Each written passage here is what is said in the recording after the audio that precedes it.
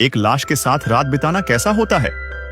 जैसे ही लड़की को मुर्दा घर भेजा गया, इस आदमी ने धीरे धीरे लड़की के शरीर पर से सफेद कपड़ा हटाया और लड़की की मोहक आकृति ने तीनों पुरुषों को तुरंत आकर्षित कर लिया। अभी भी गर्म लाश को छूते ही आदमी के दिमाग में अचानक एक साहसिक विचार आया। उसने अपने दो छोटे भाइयों को बाहर जाकर ताजी हवा खाने को कहा, जबकि वह खुद वहीं रुककर लड़की की लाश के साथ अपनी रात बिताने की तैयारी करने लगा। 2.5 मिनट बाद बॉस अपना काम खत्म करके वापस आ गया और छोटा भाई बाहर जाकर काम संभालने के लिए इंतजार नहीं कर सका। लाश के बालों पर बची हुई खुशबू को सूंघकर छोटा भाई उसे चूमने से खुद को रोक नहीं सका। लेकिन इस प्रक्रिया के दौरान लड़की ने आश्चर्य से अपनी आंखें खोल दी। आदमी मन में सोचने लगा, अभी तो वह ब्रेन डेड हो गई थी, लेकिन उसे उम्मीद नहीं थी कि वह अब जीवित है।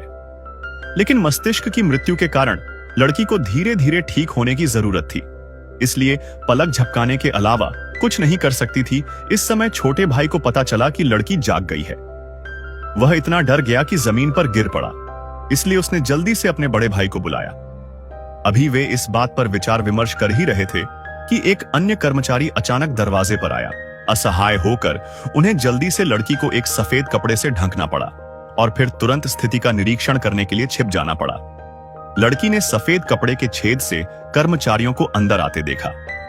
वह मदद के लिए पुकारना चाहती थी, लेकिन उसने पाया कि वह कोई आवाज नहीं निकाल पा रही थी। उसने स्टाफ का ध्यान आकर्षित करने के लिए अपने शरीर पर से सफेद कपड़ा हटाने की कोशिश की, लेकिन जब उसने आखिरकार ऐसा किया तो स्टाफ पलटकर चला गया। इसके बाद सबसे बड़े भाई ने सुझाव दिया कि लड़की को तुरंत मार दिया जाना चाहिए, अन्यथा अगर वे पकड़े गए तो वे निश्चित रूप से जेल जाएंगे।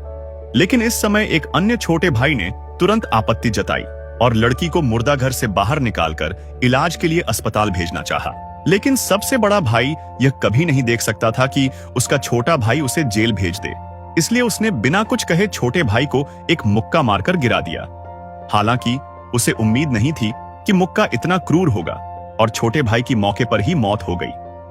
अब न केवल लड़की की समस्या हल नहीं हुई है, बल्कि अब और भी समस्याएं हैं। वहां एक शव था जिसको हटाना आवश्यक था।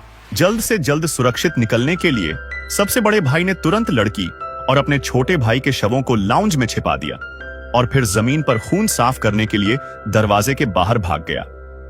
उन्हें इस बात का पता नहीं था कि जब वे घटनास्थल को साफ कर रहे थे तो लड़की के शरीर का ऊपरी हिस्सा होश में आ गया था।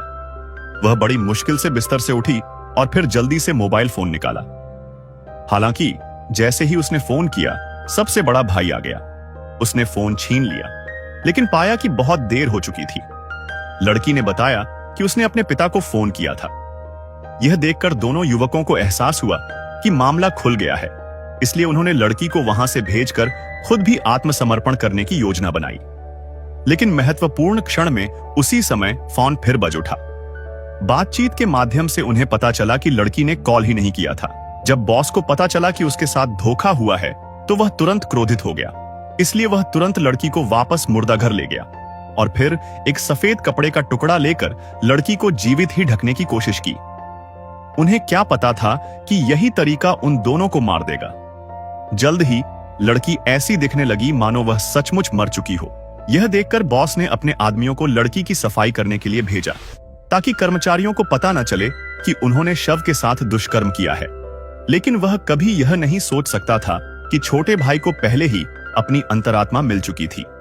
जब उसे पता चला कि लड़की मरी नहीं है, तो उसने विनम्रता पूर्वक लड़की को याद दिलाया कि वह बॉस को धोखा देने के लिए मृत होने का नाटक करे, और बॉस ने सचमुच ऐसा ही किया जब वह तुरंत अपने छोटे भाई के साथ यहां से चले जाना चाहता था। लेकिन इस समय बॉस को अचानक पता चला कि उसका क्रेडिट कार्ड अंदर रह गया था, जो निस्संदेह पुलिस के लिए महत्वपूर्ण सबूत छोड़ गया था। इसलिए वह तुरंत उसे लेने के लिए वापस मुड़ा। जब वे वापस आया तो पाया कि लड़की पूरी तरह ठीक हो चुकी थी। जब बॉस को एहसास हुआ कि उसके छोटे भाई ने उसे धोखा दिया है, तो उसने गुस्से में छोटे भाई की गर्दन पकड़ ली। लेकिन इसी दौरान लड़की अचानक उसके पीछे आई और उस पर कई बार चाकू से वार किया। इस समय छोटा भाई लड़की से उसे जाने देने की विनती करने के लिए दौड़ा, लेकिन अप्रत्याशित रूप से